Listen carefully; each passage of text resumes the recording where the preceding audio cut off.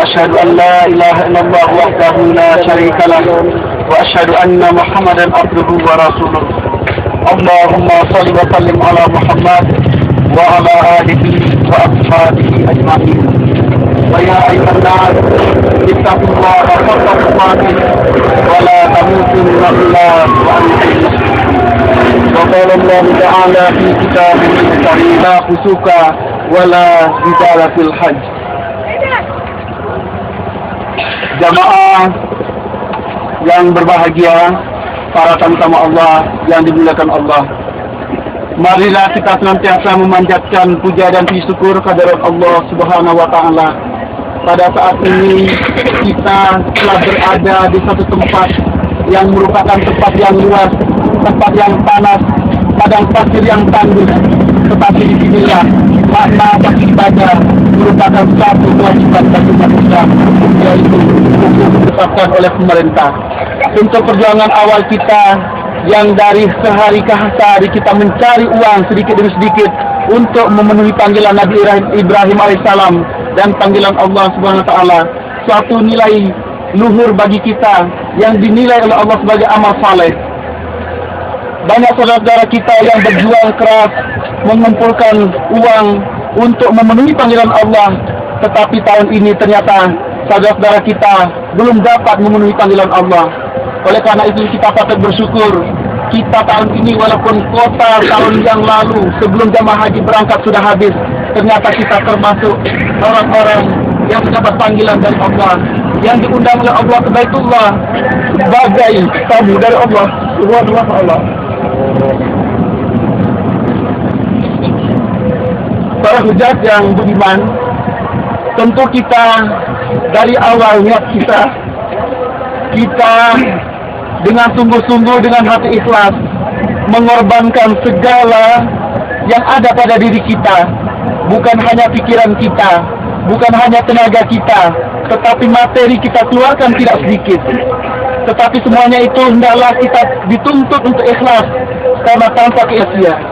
Hadirin sekalian berbahagia, sebagaimana firman Allah saya sebutkan tadi, Al-Hajju Ashhurum Ma'lumat, bahwa haji itu telah ditentukan bulan atau waktunya.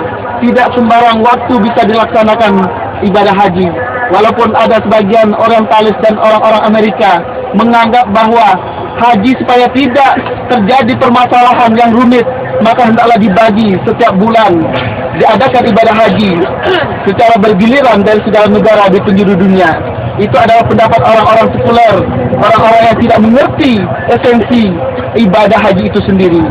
Tentu karena ibadah haji ini telah ditentukan waktu bulannya, yaitu mulai Ramadan sampai bulan Zulhijjah, maka sebarang tentu seluruh jamaah haji akan berkumpul di tanah suci Makkah, khususnya di Arafah pada hari ini, merupakan satu tempat musyawarah muktamar umat Islam sedunia yang selama ini kita mungkin tidak saling mengenal, tetapi di tempat ini kita akan saling mengenal.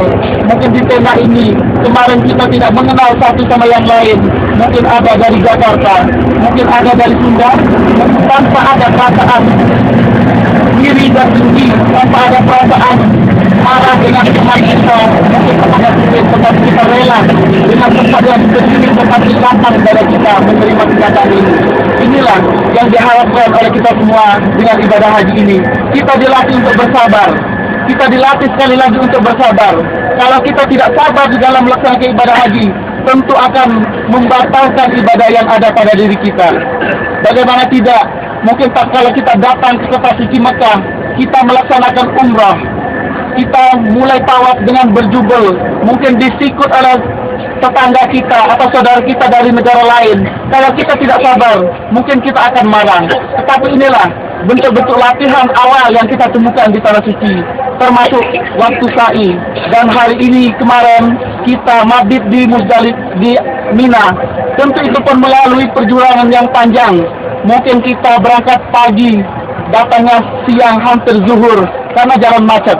Termasuk hari ini kita dari habis subuh mulai siap meninggalkan kemah di Mina. Kita menunggu di pinggir jalan, menunggu bis.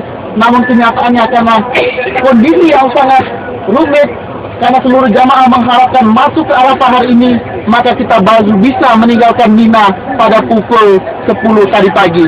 Ini merupakan perjuangan berat bagi kita semua.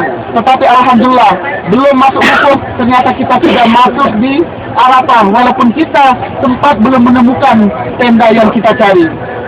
Tapi saat ini kita sudah berada dalam satu tenda, dalam satu kedamaian, dalam satu kerukunan, dalam satu ukhuwah. Inilah yang kita harapkan bersama dalam acara wukuf ini. Bapak-bapak hadirin sekalian berbahagia, untuk kita ketahui bersama bahwa dalam keadaan ihram tentu banyak hal-hal yang tidak patut kita kerjakan dan tidak boleh kita kerjakan. Misalnya untuk ibu-ibu, membuka aurat dalam keadaan terbuka atau tempat orang yang bisa melihat kita, ini adalah membatalkan ihram kita. Termasuk bapak-bapak mungkin berwudu juga kelihatan lututnya, itu pun membatalkan ihram kita. Artinya kita kalau sengaja itu, maka kita kena dam. Di samping itu juga kita harus menghindari rafas, artinya perkataan-perkataan yang kotor. Mungkin selama ini kita sering bergurau, ada perkataan-perkataan yang nyerempet atau yang ada tengah porno. Dalam keadaan ihram, tentu kita akan mengerem, jangan sampai ucapan-ucapan itu keluar dari mulut kita. Dan tentunya tidak hanya dalam pakaian ihram saja, ini harus kita lestarikan setelah kita selesai menjalankan ibadah haji, agar ibadah haji kita yang mabrur ini telah terpelihara kemabrurannya sampai akhir hayat kita.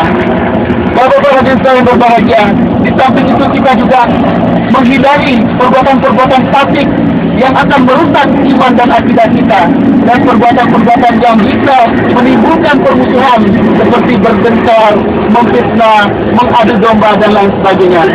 Hadirin jamaah yang berbahagia, tentu kita mempunyai satu modal yang besar, yaitu modal ketakwaan. Karena modal yang paling besar dalam diri kita adalah modal takwa. Karena Allah tidak akan menilai ketampanan seseorang, Allah tidak akan menilai kekayaan seseorang, Allah tidak akan menilai martabat dan pangkat seseorang, tetapi Allah akan menilai ketakwaan kita di antara kita semuanya ini. Mungkin orang akan menilai bahwa si A seorang pejabat, dia akan dimuliakan di tengah masyarakat, tetapi belum tentu di hadapan Allah dia akan mendapatkan kemuliaan. Tetapi seorang petani, mungkin penampilannya yang kumar, mungkin kesehariannya sangat sederhana, di mata masyarakat dia mungkin diremehkan, tidak diperhitungkan sama sekali. Tetapi sebaliknya di hadapan Allah, mungkin dia mempunyai derajat yang mulia, yang lebih tinggi dibandingkan orang-orang yang berpangkat ataupun orang-orang yang kaya. Bapak-bapak hadirin sekalian berbahagia, tentu kita dalam wukuf ini kita dianjurkan untuk membaca yang sebagaimana dituntunkan oleh Rasulullah, La ilaha illallah wahdahu la syarikalah, lahul mulku wa lahul hamdu wa huwa ala kulli syai'in qadir. Cukup singkat ucapan ini, tetapi maknanya sangat dalam. La ilaha illallah, satu kalimat pentauhidan, pengesaan terhadap Allah, tiada sekutu bagi Allah, Allah hanya satu. Ini yang di samping itu tentu kita akan berdoa. Mungkin selama hidup kita banyak kesalahan yang kita lakukan, banyak dosa yang kita perbuat, banyak noda yang kita lakukan. Semuanya ini terbuka lebar kesempatan bagi kita semua. Padang Arafah, padang yang luas, tempat yang mustajabah, dan waktu yang mustajabah.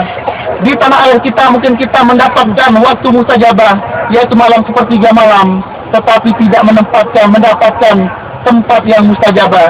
Tetapi hari ini terhampar luas di hadapan kita, bahkan di tempat duduk kita, yaitu Arafah, tempat bertemunya Adam dan Hawa. Ini merupakan suatu muktamar mengenang pertemuan Adam dan Hawa, sehingga menjadikan ritual ibadah haji kita berkumpulnya umat Islam sedunia untuk saling ta'aruf, saling bermusyawarah, saling bertukar pikiran, mungkin saling memupuk tali persaudaraan. Inilah kita manfaatkan sebaik-baiknya Arafah yang merupakan tempat dan waktu mustajabah. Jangan kita sia-siakan. Banyak hal yang kita inginkan dari Allah, tanpa pertolongan Allah, niscaya kita tidak mungkin akan hidup bahagia, baik di dunia maupun di akhirat kelak.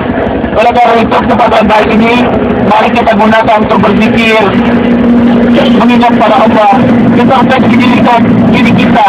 Apa saja selama hidup kita ini yang telah kita perbuat, apa saja amal-amal kebaikan yang telah kita perbuat, apakah amal-amal kebaikan